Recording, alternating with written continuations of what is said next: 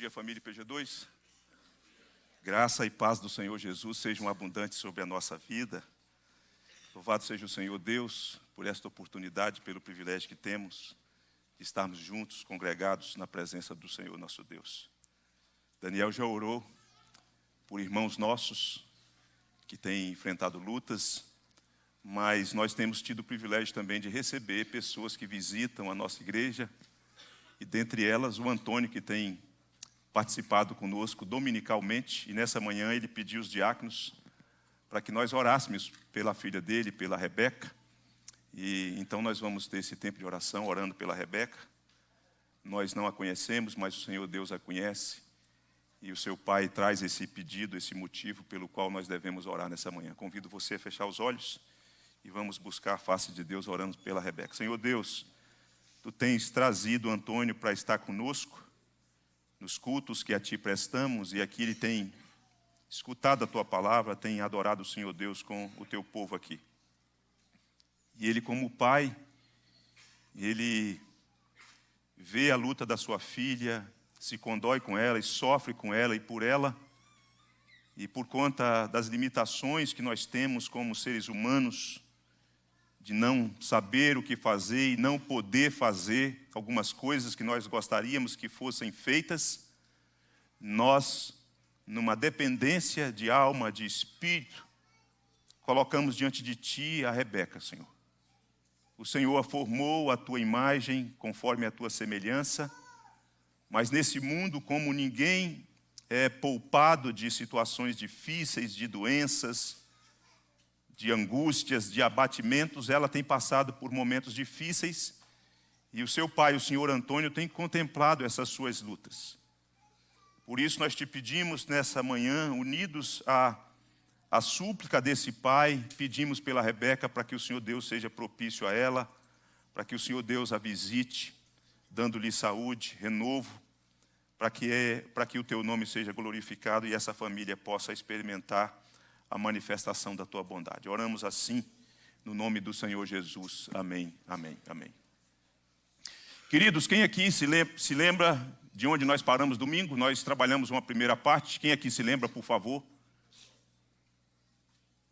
A maioria não estavam aqui domingo, então eu vou lembrá-los de qual foi o texto que nós lemos, parte dele domingo passado, Gênesis capítulo 37, paramos no versículo 24, e hoje nós vamos retomar a partir do versículo de número 25. Mas antes eu quero lembrá-los do texto que foi a nossa fala introdutória, Romanos capítulo 15, versículo 4, que vai ser projetado para você ver esse texto que nos motiva, nos ensina a observar as Escrituras do Antigo Testamento, que diz assim: tudo quanto outrora foi escrito para o nosso ensino foi escrito, a fim de que pela paciência e pela consolação das Escrituras tenhamos esperança. Então é com esse olhar das Escrituras do Novo Testamento, mensagem proferida pelo apóstolo Paulo, nós estamos olhando a partir dessa ótica as Escrituras do Antigo Testamento, de modo especial o capítulo de número 37. E para começar, então, a nossa mensagem, a partir da leitura desse texto, eu lhes conto a parábola de um rei que eu li durante a semana. O servo de um rei muito poderoso, dizia sempre para o seu rei: Deus é bom, meu rei, Deus é bom, meu rei. E este rei tinha como esporte que ele praticava e gostava a caça.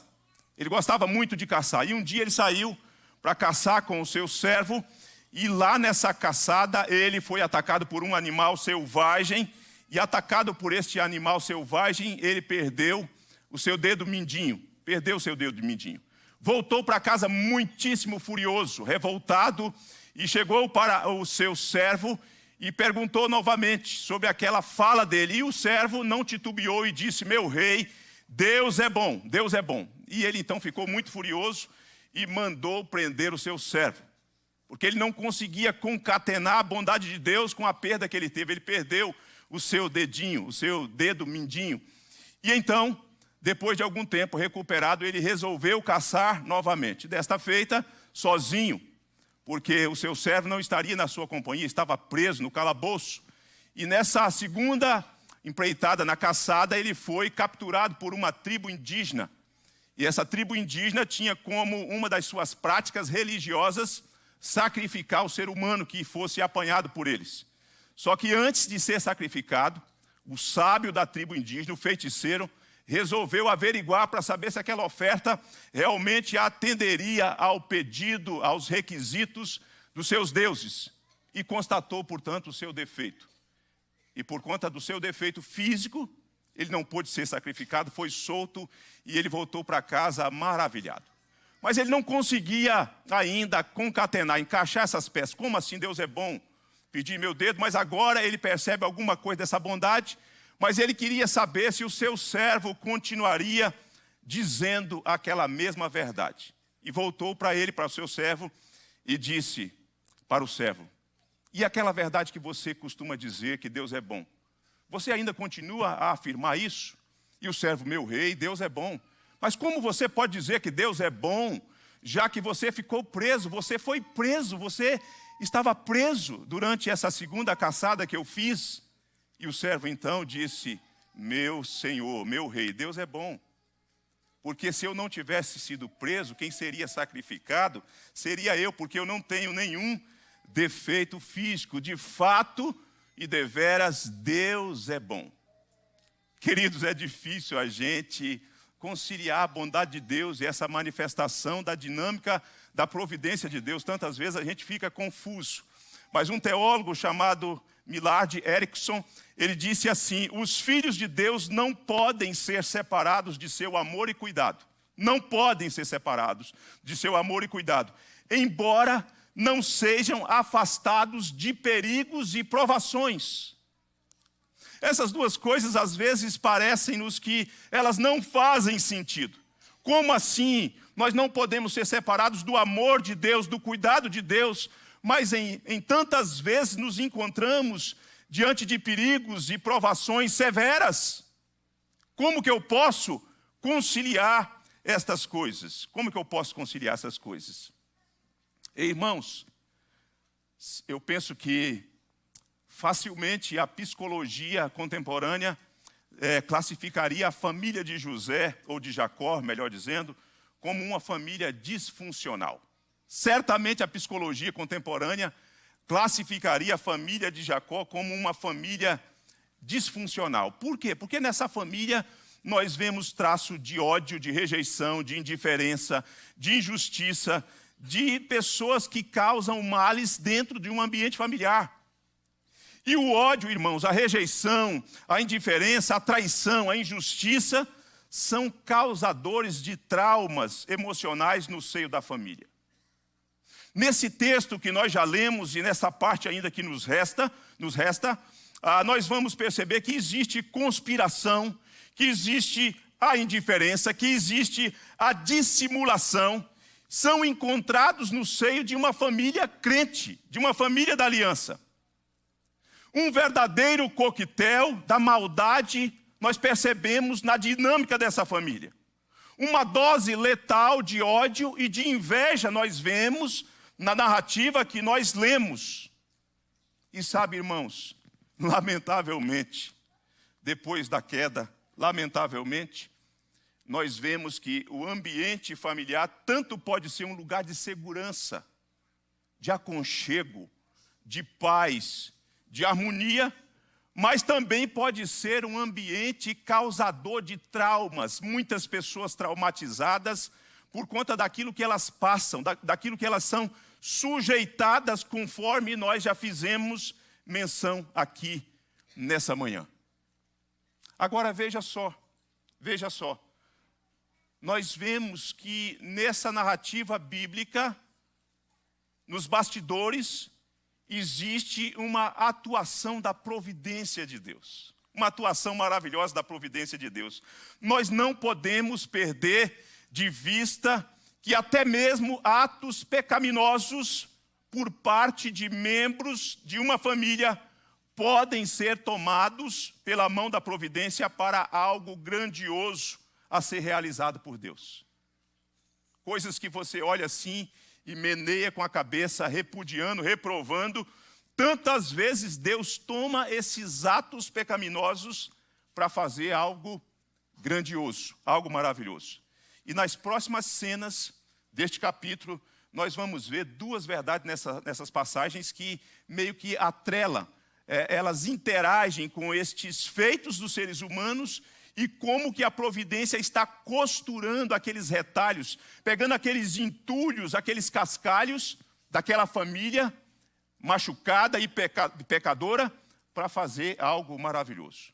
Nessas próximas cenas, então, nós vamos ver a sensibilidade perdida e a hipocrisia praticada ou evidenciada. Então, com os olhos atentos e com os ouvidos dispostos, eu lhes convido a me acompanhar nessa primeira cena que nós estamos chamando de a sensibilidade perdida. Olha o versículo 25, o que diz: ora, sentando-se para comer,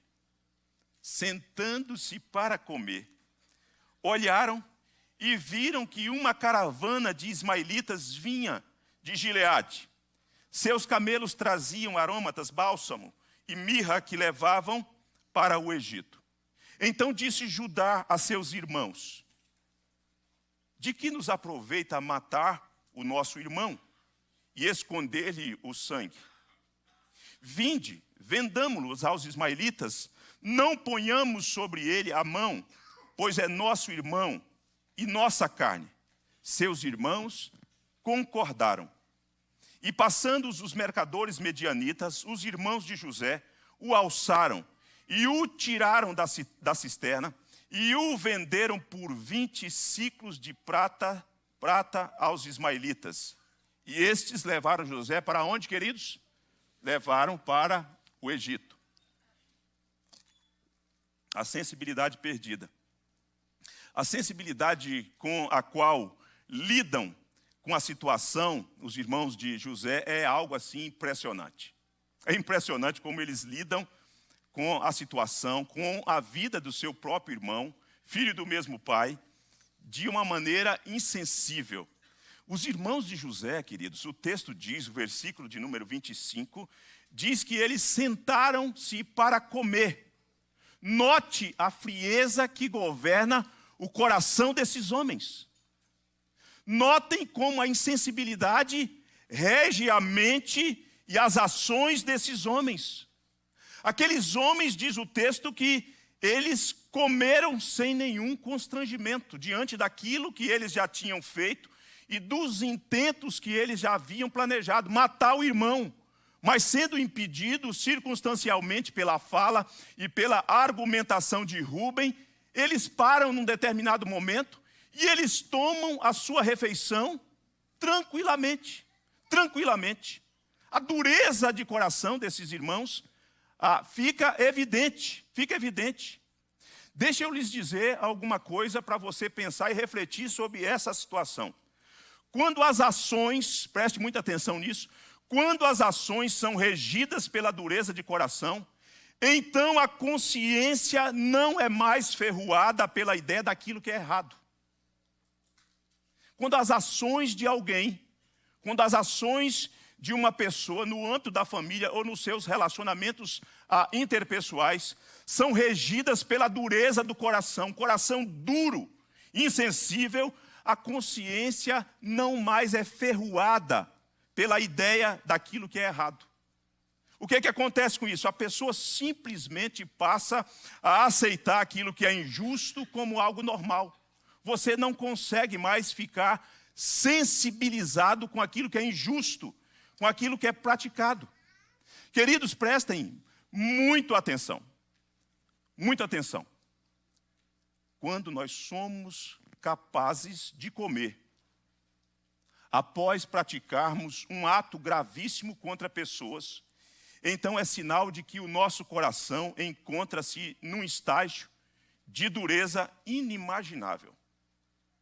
Quando você é capaz de empreender ações contra os outros, e especialmente no âmbito da família, ou de alguém que convive com você, e você ardilosamente, maquiavelicamente age de modo injusto, planejado, de um modo que você nem consegue mais distinguir de que aquilo é errado, E depois desses atos, essas ações, você senta e come com outras pessoas, sem se condoer, sem ser constrangido na sua alma e no seu coração, é sinal de que o seu coração encontra-se num estágio de dureza inimaginável. Avalie a sua vida, agora mesmo, nessa manhã. Preste atenção no que você tem feito. Tudo quanto outrora foi escrito para o nosso ensino foi escrito. Ler a história de José, ler essa narrativa bíblica, não é apenas para você ficar informado de uma história belíssima que você gosta, que você se emociona, que você se sente inspirado por quem José foi e o modo como ele agiu e as coisas que ele fez e como que ele lidou com essas hostilidades dos seus irmãos. Não é só para isso. É para você olhar e de repente extrair lições para a sua própria vida e ver como tem sido a sua dinâmica familiar, os seus relacionamentos interpessoais, de como que às vezes você age ardilhosamente, injustamente com pessoas, especialmente no âmbito da família, e depois você senta, come, ainda toma uma refeição e não sente nenhuma ferroada na sua consciência. É sinal de que o seu coração está empedernido. Veja se a sua prática passa pelo crivo daquilo que é justo, porque se não passar, é sinal de que você precisa parar, puxar o freio de mão e se arrepender dos seus pecados. Aqui, entretanto, diante disso tudo que a gente está vendo, mais uma vez nós notamos que a providência continua alcançando o seu propósito. A despeito de como eles estão agindo e dos porquês eles estão agindo, a providência de Deus não perde o controle da história das pessoas. Tanto daquelas que estão praticando a injustiça, quanto daquelas que estão sofrendo a injustiça. Tanto daquelas que estão efetuando ações que são reprovadas, quanto daquelas que estão sofrendo no corredor da história. E a gente nota, e a gente tem notado, vimos isso a semana passada, que Rúben, ele quer devolver José a seu pai. Ele quer devolver José a seu pai. Nós vimos isso, não é verdade? Quantos aqui voltaram para este ambiente que estiveram aqui domingo passado? Quantos acendem assim com a mão? Muitas pessoas. Então Rúben empreendeu uma ação argumentativa para preservar o seu irmão, ganhar tempo e devolver o seu irmão para o seu pai. Agora, quem aparece no cenário é Judá, que quer vender José para os ismaelitas. Daí a gente pode fazer a pergunta: qual proposta é a melhor? A proposta de Judá ou a proposta de Rúben? Ou será que elas cooperam no plano macro da providência dessa ação de Deus? Deus já havia usado, como nós vimos, a vida de Rúben para preservar José. Por quê? Porque do jeito como os irmãos estavam, quando José veio se aproximando e como eles abocanharam José, eles estavam prontos para matá-lo, para eliminá-lo, dizimá-lo. Entretanto, Rúben argumenta: não façamos isso. Ele tem aquilo que nós chamamos, domingo passado, de resquícios de uma ética da lei, e isso o refreia e o faz pensar e chamar os seus irmãos a uma reflexão. Não podemos fazer isso. Só que agora, dentro desse processo, outra coisa está acontecendo. Queridos, às vezes, Deus usa o sofrimento para esconder ou para nos proteger. É isso mesmo. Às vezes o sofrimento pelo qual nós passamos, Deus usa o sofrimento e até ações de pessoas que empreendem ações contra a nossa vida, Deus usa, sabe para quê? Para nos proteger de tragédias terríveis. Deus usa para nos guardar, para cuidar de nós. Se você não olhar os sofrimentos que advêm neste mundo caído, que boa parte das misérias que acontecem no mundo tem a ver com aquilo que o pecado efetuou na história da humanidade, no mundo criado de Deus, na criação de Deus, você se perde, você entra em crise. E você vai defiando se você não olhar a partir da ótica de Deus, pensando que, às vezes, essas coisas que acontecem, que são que colocam ou que criam em nós, geram em nós esse tipo de sofrimento da alma e do coração, de abatimento, é Deus usando para te proteger, para te guardar, para cuidar de você. Às vezes de você mesmo, guardar você de você mesmo. Guardar você de coisas piores, de coisas piores. Tente ficar resolvendo isso a partir da sua própria leitura, a partir de um esforço intelectual, filosófico, e você não vai chegar a lugar nenhum. Você não vai chegar a lugar nenhum. Se você não olhar essas dinâmicas da vida, da nossa própria história, a partir das Escrituras e da providência e da soberania de Deus, você vai colapsar. Você vai colapsar. Só que agora, se por um lado Deus usa Rúben para proteger José, para esconder José de coisas piores, agora o Senhor usa a vida de Judá para promover José. Para promover José. Outras vezes, Deus usa, ou em algumas vezes Deus usa o sofrimento para nos guardar, nos esconder, nos proteger, cuidar de nós. E às vezes Deus usa o sofrimento para evidenciar a sua graça em nossa vida em outro lugar. Assim como para dar visibilidade a uma promoção que Deus está para fazer na sua vida. O que está acontecendo com José, essa empreitada, essa utilização das ações, das argumentações de Judá a partir desse relato agora, isso tem uma conotação de promoção para a vida de José. É fácil passar pelo que ele estava passando? Absolutamente não. Mas aquilo tudo vai ser tomado nas mãos de Deus para que ele seja promovido, para que ele seja guindado para uma realidade maior e mais sublime. Porque vocês notaram que o texto diz, no versículo de número 28, e estes levaram José para onde? 6 pessoas estão aqui comigo. O resto, não sei onde elas estão, fazendo uma viagem por aí. Voltem para o lugar de culto, fica aqui comigo. José foi vendido e ele vai ser levado para o Egito. E o Egito não é lugar em que José vai ser sepultado.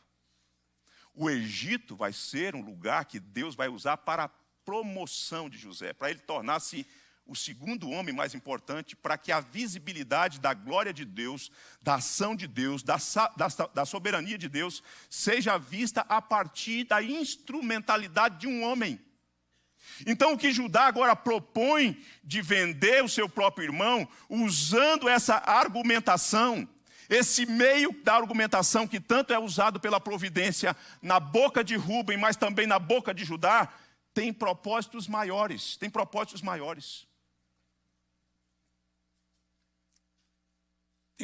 maiores. A priori, Deus está usando aquilo para proteger, guardar. Depois Deus está usando para promover. São estratégias diferentes, são argumentações diferentes, com motivações diferentes. A argumentação e a motivação de Rúben visa devolver o menino, ganhar um tempo para que o menino fosse devolvido. A argumentação de Judá, entretanto, tem outra motivação. Ambas visam a preservação da vida, mas as motivações são completamente diferentes. Porque a de Judá visa não matar, mas visa ganhar, visa fazer da vida de José um tipo de mercadoria. E ao fazer isso, a gente vai perceber que na sua estratégia, 3 coisas estão envolvidas na sua argumentação, que é utilizada para convencer os seus irmãos. Vinde, o versículo de número 27, vinde, vendamo-los aos ismaelitas, não ponhamos sobre ele a mão, pois é nosso irmão, é nossa carne. Seus irmãos concordaram. E com isso, 3 coisas serão feitas. A primeira é vendê-lo, é utilizá-lo como um tipo de mercadoria. A segunda é livrar-se dele. Nós precisamos tirar ele do nosso caminho. Ele tem sido, ao longo da nossa história, um tipo de embaraço. E a terceira coisa é ganhar algum tipo de dinheiro com a venda desse nosso irmão. Às vezes as pessoas, elas estão movidas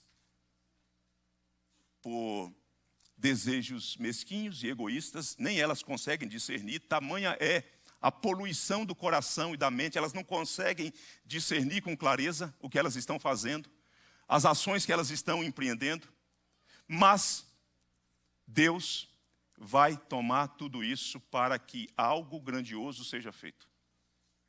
Algo grandioso seja feito. Judá ele não sabia, mas quando a sua decisão de vender o seu irmão é anuída, é acolhida pelos seus irmãos, ele estava, na verdade, cooperando para que José, segundo o plano de Deus, segundo a soberania de Deus, fosse promovido, e mais do que isso, fosse um instrumento de Deus antecipadamente para a preservação da família, da aliança. O Egito, que a priori tem para nós uma conotação de sofrimento, de humilhação e de tudo isso que nós sabemos, entretanto, o Egito se torna um lugar de preservação, se torna um lugar de providência, se torna um lugar de promoção. Se torna um lugar de promoção.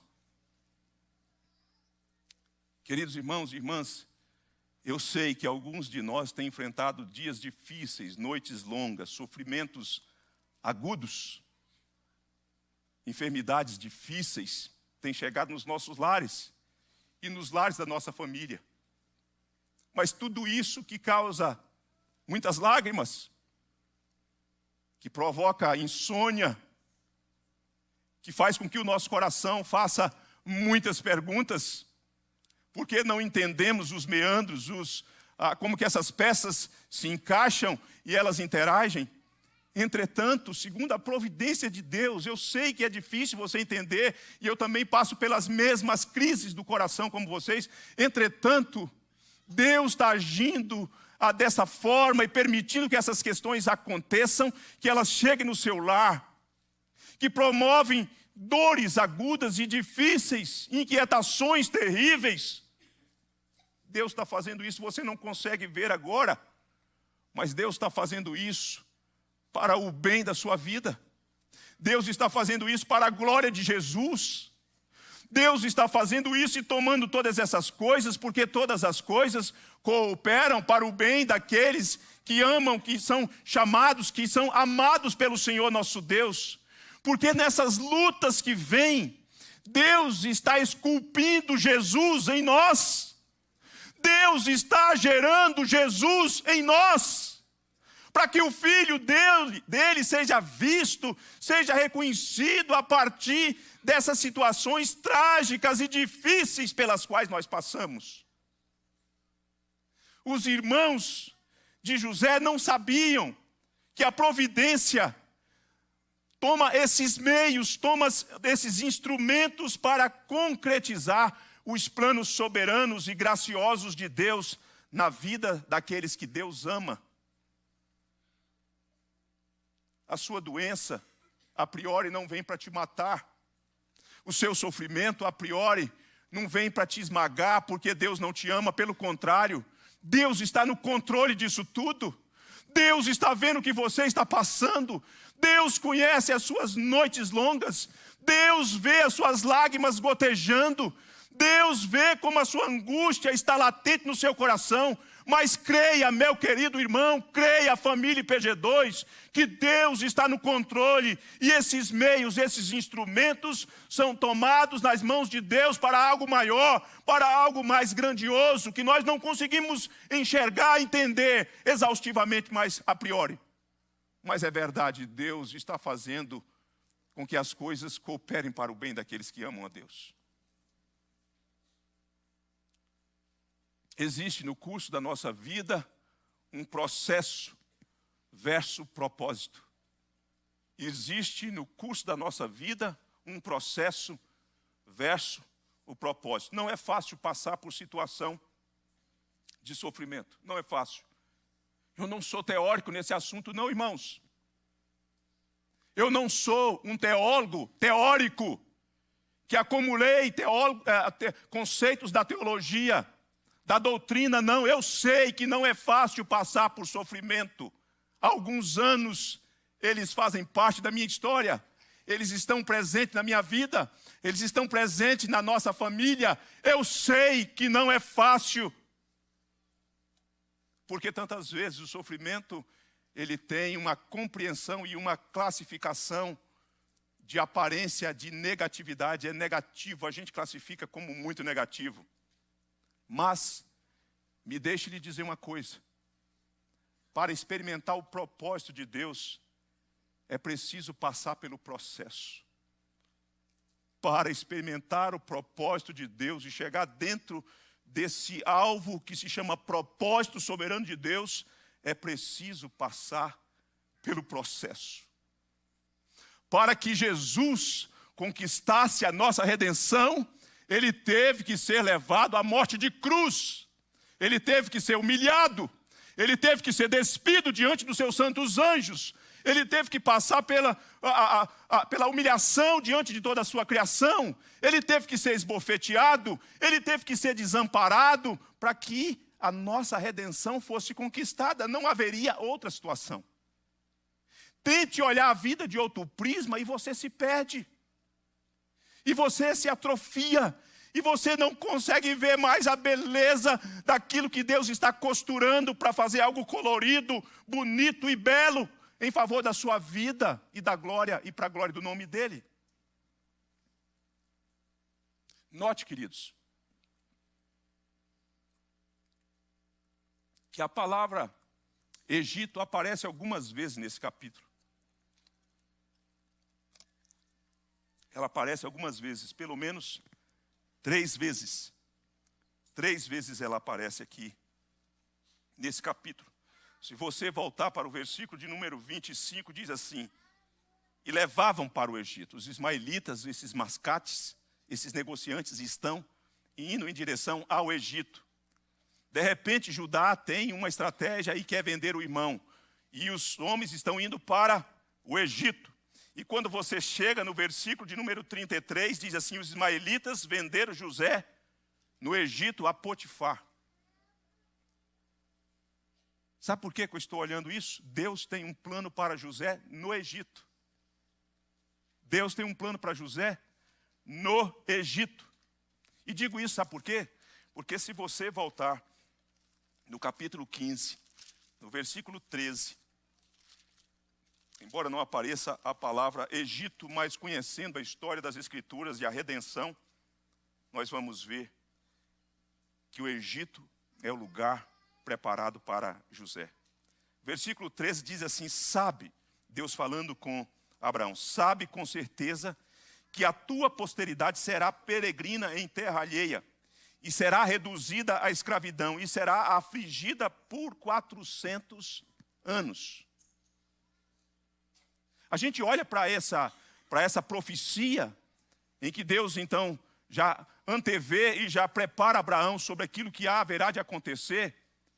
E a gente olha para o sofrimento relatado no início do livro do Êxodo e nos esquecemos que a partir do capítulo 37 do Gênesis tem um bloco grande mostrando que o Egito é um celeiro, é um lugar de provisão, é um lugar de proteção, é um lugar onde Deus vai fazer com que o seu povo cresça, com que o seu povo prospere, para que o plano dele seja efetivado.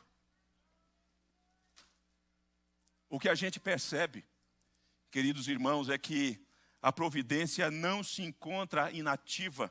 Pelo contrário, ela está atuando de modo invisível, mas ao mesmo tempo de forma eficaz. Ao mesmo tempo de forma eficaz.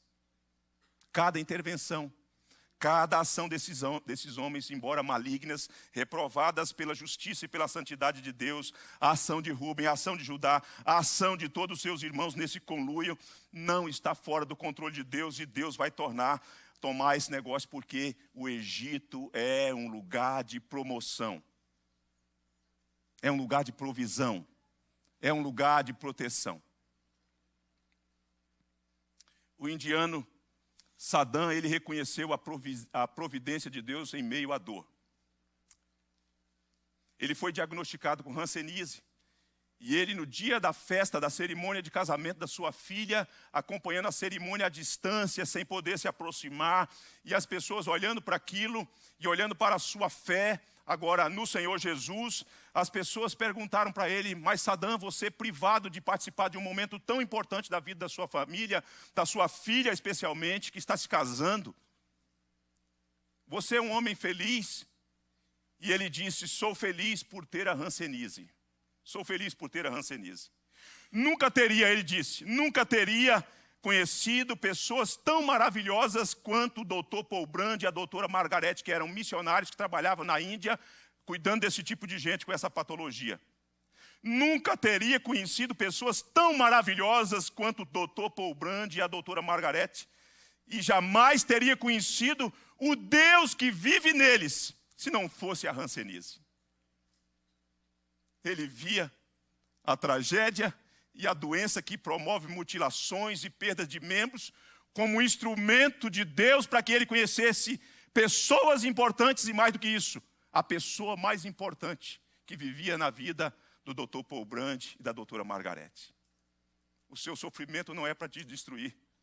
O seu sofrimento é para fazer com que você conheça mais o seu Redentor. O seu sofrimento é para fazer com que você se vista da roupagem do Senhor Jesus, da humildade, e se pareça mais com Ele. Deus não está conspirando contra você.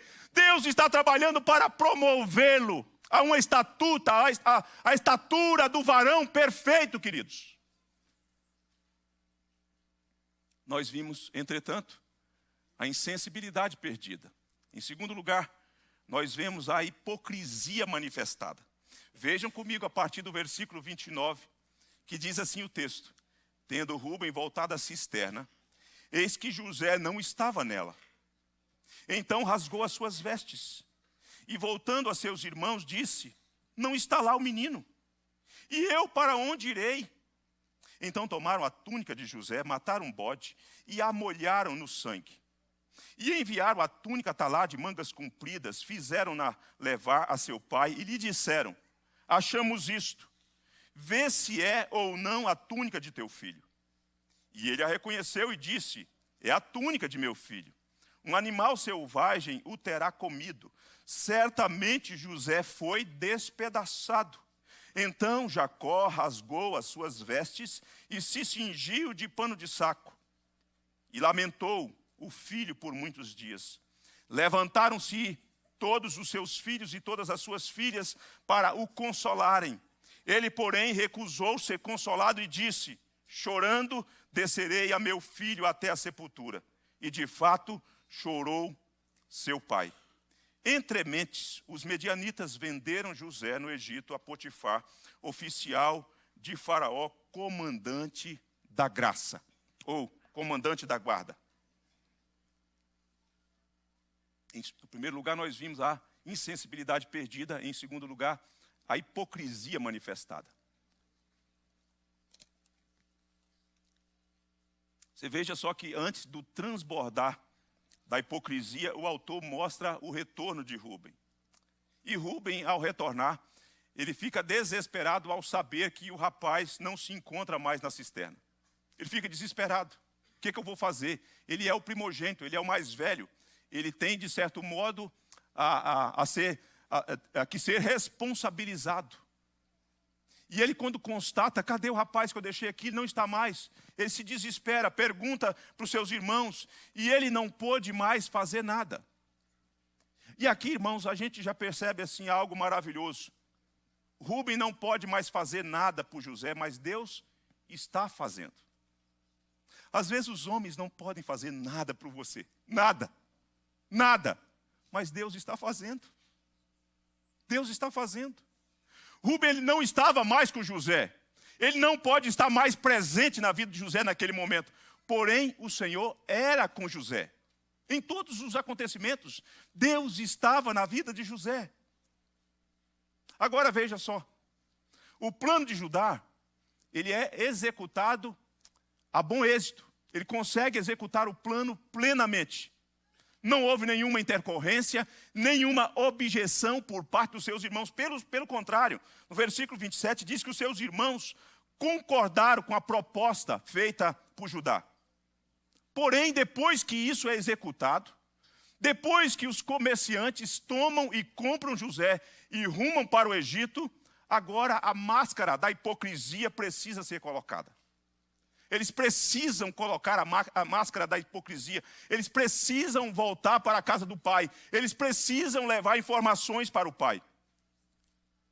E o que a gente vê, irmãos, é que o coração insensível daqueles homens é colocado mais uma vez em evidência.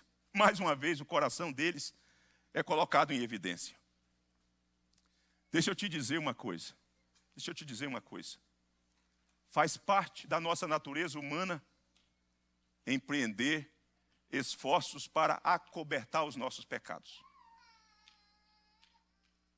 Faz parte da nossa natureza humana caída empreender esforços para encobertar pecados. Uma pessoa que avança numa caminhada de infidelidade conjugal, ela tem que empreender muitos outros esforços, tem que tomar muitos outros mecanismos para continuar com a farsa, com a mentira, com o engodo, com a trapaça, com aquilo que é vil. E os nossos primeiros pais fizeram isso, Adão e Eva. E de lá para cá, os homens não mudaram. Os irmãos de José fazem isso. E pelo contrário, nós temos aprimorado os meios, os mecanismos para manter as coisas em ocultas, as escondidas.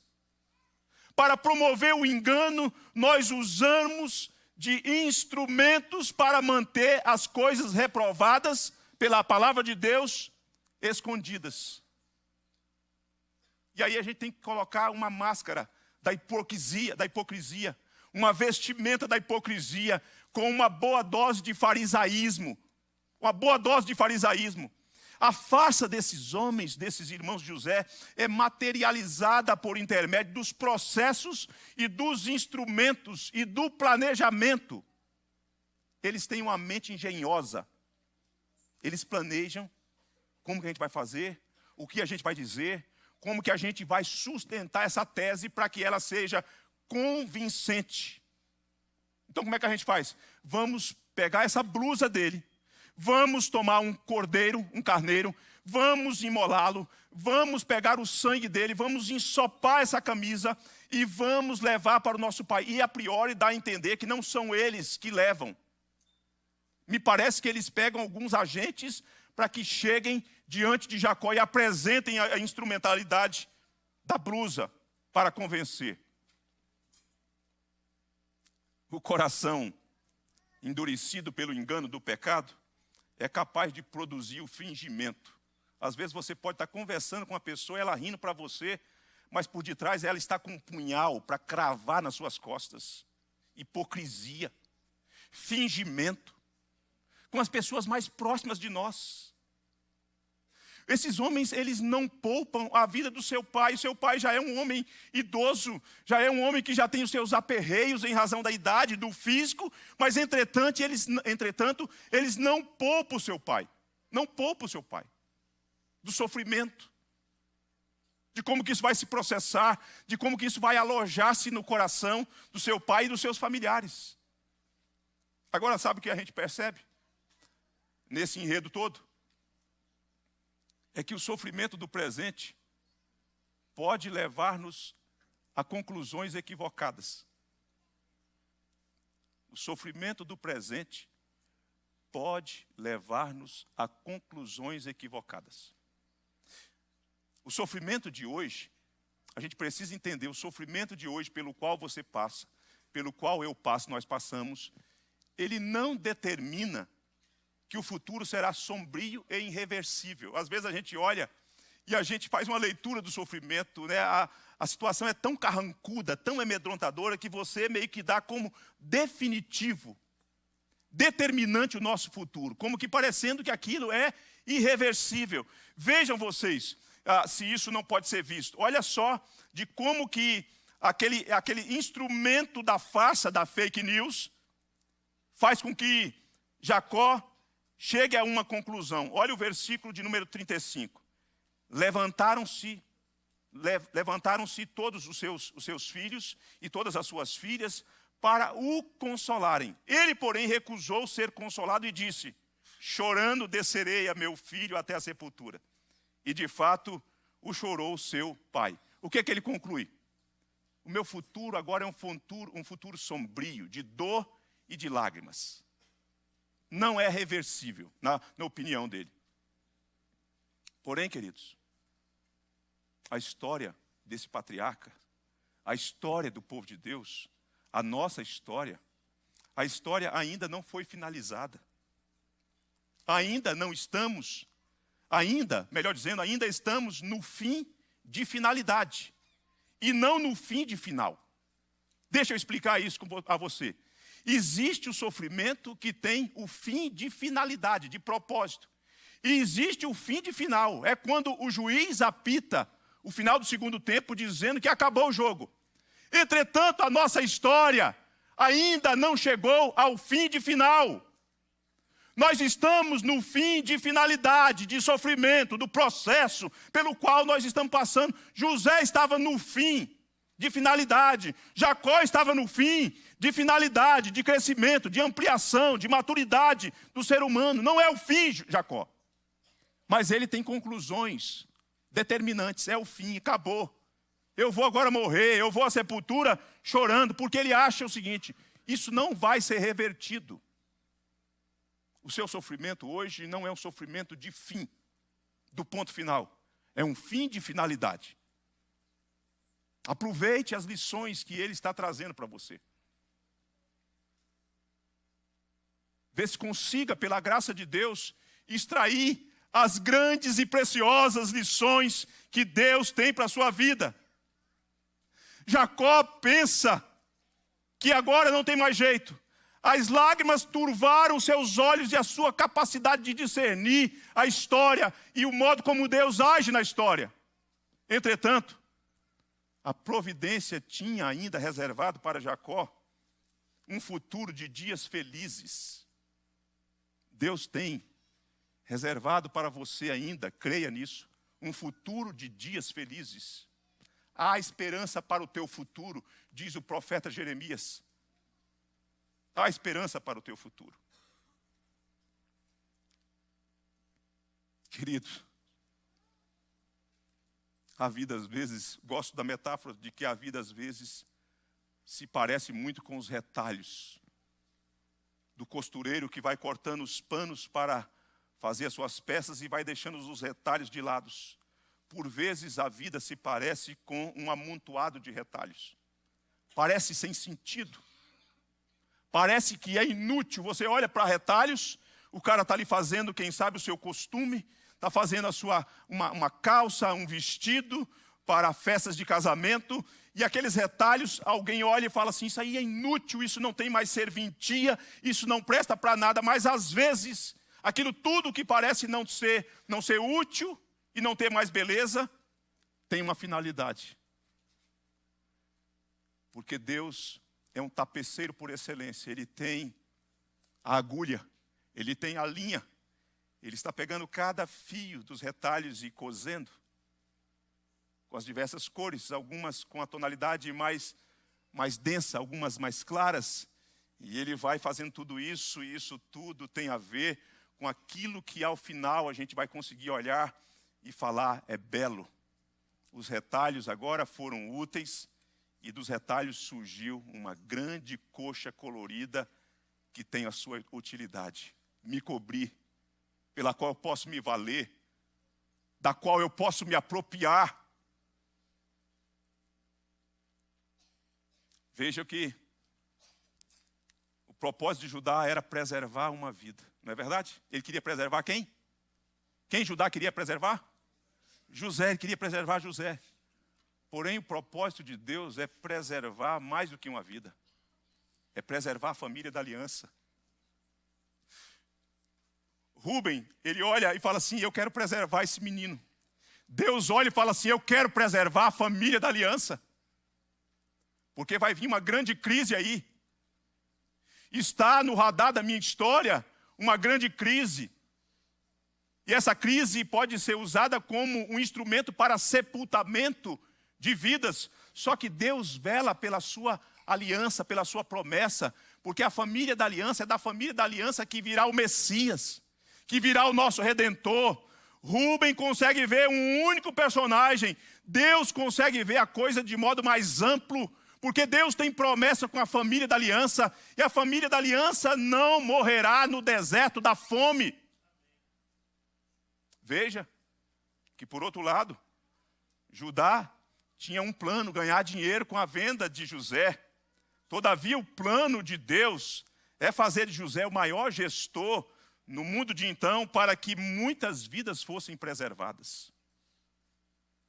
Eles não conseguem ver de modo mais amplo, mas Deus consegue ver. Deus está vendo tudo, porque Deus, por meio dos seus feitos, da sua promessa, Ele assegura pela sua palavra, pelas suas ações, que as promessas serão cumpridas, e Ele garante o plano da redenção. Ele garante o plano da redenção. Talvez agora nós não consigamos ver o que Deus está fazendo. Talvez você não consiga ver com precisão. Está tudo turvo, está muito confuso. Escalar uma montanha não é nada fácil, todavia existe um vale bonito do outro lado da montanha. Aqui nós temos algumas pessoas que já escalaram o Pico da Bandeira, o Expedito já foi no Pico da Bandeira. 2.891 metros de altitude. Acho que mais de uma vez, né, Expedito? Mais de uma vez. É difícil subir. Eu acho que eu não daria conta de subir lá. Eu acho que eu não conseguiria arrastar esses 96 quilos de beleza, de musculatura, de toucinho. Mas dizem, eu nunca fui e também não pretendo ir. Mas o Expedito, o Jason, os filhos do Expedito, alguns já foram aqui dessa igreja. É difícil escalar, chegar lá e vencer 2.891 metros. Mas diz que quando está lá em cima, a visão, o sol aparecendo, diz que vale a pena toda aquela dor que foi impingida sobre você, nos seus músculos, na sua musculatura. Você volta com a visão de que o sol, de alguma forma, é um ministro do Criador, muito menor, mas já lança algum tipo de luz, que ele é maior, que ele é grande. Que ele é grande. Filipenses, ele diz assim, como José, nós não sabemos por que passamos por tempos difíceis, se não mais tarde, quando nós olhamos para trás. Se não mais tarde, quando nós olhamos para trás. Um homem muito importante fez uma viagem de avião e um dos motores deu defeito. E o piloto teve que pousar no mar, em alto mar, com muita dificuldade. E muitas pessoas daquela viagem, a tripulação inteira, não conseguiu sobreviver. Aquele homem tinha uma fé muito arraigada. Deus me ama, Deus cuida de mim, Deus me protege. E aquele homem, por um milagre, sobreviveu. Agarrou-se aos destroços e, levado pelas marés, ele foi levado e conduzido a uma ilha. Chegando naquela ilha sozinho, ele fez uma cabana, buscou galhos, madeiras e fez uma pequena cabana e passou a sobreviver, voltando como que ao tempo, voltando a aprender a pescar e a comer algumas ervas daquele lugar. Um dia, estando distante da cabana e pescando, ele olha e vê uma fumaça. E ele percebe que a sua cabana havia se incendiado. E ele volta e pela primeira vez nesse momento ele questiona. Ele fala, Deus, essa cabana era importante para mim. Onde eu vim parar? Como que eu estou sobrevivendo? É um lugar de abrigo para mim. E quando ele está ali, lamuriando, se queixando, reclamando da vida, ele sente uma mão nos seus ombros. E ele ergue os seus olhos e olha para trás. E tem um homem fardado, um marinheiro fardado. Daquele jeito peculiar como os marinheiros se vestem. E o marinheiro diz, vamos rapaz, vamos. O capitão viu a fumaça, o seu pedido de socorro, e parou a embarcação e mandou que eu viesse buscá-lo. Aquele homem, a priori, ele pensa, a minha casa, o meu lugar de abrigo foi queimado. Deus, será que Deus se esqueceu de mim? E na verdade, Deus tinha usado aquele incidente do incêndio para mandar um sinal para salvá-lo. Às vezes você não entende porque aquilo que aparentemente era a sua proteção está sendo removido, mas Deus não perdeu o controle. Aquilo é só um sinal de Deus na providência para preservar a sua vida. Deus está agindo. Nosso Deus, Ele é tão grande, que Ele pode cumprir os seus propósitos, mesmo quando os homens, as pessoas mostram o seu lado perverso. E o maior exemplo disso é o Calvário. Mesmo quando os homens tomaram o Senhor Jesus e de modo sanguinário, violento, levou e arrastou o nosso Senhor para a cruz, na verdade, Deus estava cumprindo o seu propósito. A forma como Deus opera em sua providência é fato, é algo espantoso e deve servir de fonte de encorajamento para nós durante as circunstâncias difíceis da vida. Deus já mostrou que Ele é digno de ser confiado. Coloque a sua cabeça nas divinas promessas, do travesseiro das promessas de Deus, e durma em paz. Aprenda a descansar, Ele está trabalhando em o seu favor. Que Deus abençoe a sua vida, que Deus abençoe a sua família, que Deus anime o seu coração, em o nome do Senhor Jesus. Queira ficar em pé, querido.